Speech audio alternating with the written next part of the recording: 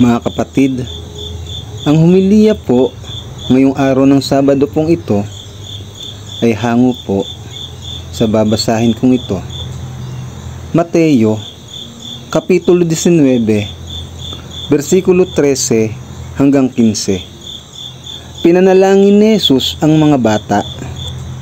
May nagdala ng mga bata kay Jesus upang ipatong niya sa mga ito ang kanyang kamay, at sila'y ipanalangin. Ngunit pinagalitan sila ng mga alagad. Sinabi ni Jesus, "Hayaan ninyong lumapit sa akin ang mga bata.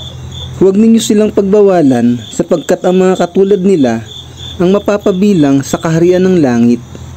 Ipinatong nga niya sa mga bata ang kanyang kamay, at pagkatapos siya'y umalis. Ang mabuting balita ng Panginoon. Pinupuri ka namin, Panginoong Hesukristo.